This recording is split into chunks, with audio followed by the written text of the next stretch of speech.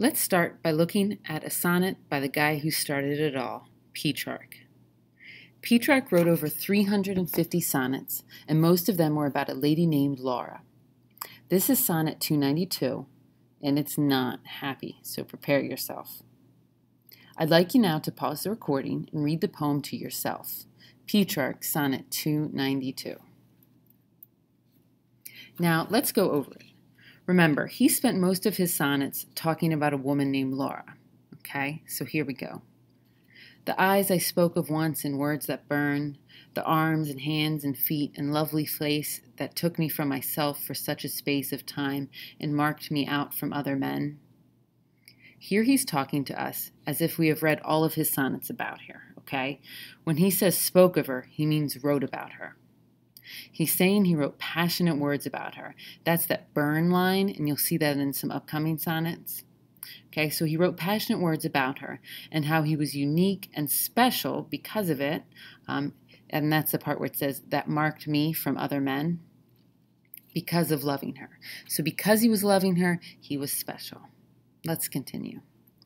The waving hair of unmixed gold that shone, the smile that flashed with the angelic rays that used to make this earth a paradise, are now a little dust, all feeling gone. So she was this beauty, gold hair, and angel smile, and that's now dust. Okay, what are we supposed to get when he tells us she's dust? I'll pause so you can answer that question. That's right, he's telling us she's dead. Continuing, and yet I live, grief and disdain to me, left where the light I cherished never shows, in fragile bark on the tempestuous sea. Okay, so pause there. Let's look at that. She's dead, but yet he's still alive. Imagine what he's saying. She's dead, but he has to live and suffer the grief for having lost her. The light he cherished, it never shows. Okay, that means that all the bright and good in his life is gone. He's living like a broken ship that bark on a stormy, tempestuous sea. Okay, I want you to take special note of the line number here. The rhyme has changed.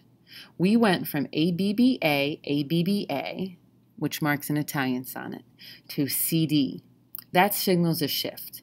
In Italian sonnets that Petrarch wrote, the shift is called a volta. Okay, volta is Italian for the word turn. Okay, the first 8 lines of this poem, an Italian sonnet, okay, we're talking about the woman. Now here, in the volta or turn, he's turned to talking about himself. And let's read it here. Here let my loving song come to a close. When poets talk about songs, they mean their poetry. So why is he going to stop writing? Why are his songs coming to a close? He says, the vein of my accustomed art is dry, and this, my lyre, turned at last to tears. Okay? A lyre is a musical instrument. So if you're staying on with the song analogy he's using, he's saying that the vein, it's spelled like a blood vein, right? The source of his art is dry and gone. She was his muse, and she's dead. And his instrument, his lyre, his poetic pen, it's now just tears. It's pretty sad, isn't it? Okay. Don't fear, though. He goes on to write about another 70 more sonnets. Okay. Before I let you go on this poem, though, I want to call out the sonnet form here. Do you remember what kind of sonnet I said it was? It's an Italian sonnet. Hey, Petrarch! Okay? It's an Italian sonnet, which means the rhyme scheme is supposed to be ABBA, ABBA, CD, CD, CD. ABBA, ABBA, CD, CD, CD. That's how I always remember it. ABBA, ABBA, CD, CD, CD.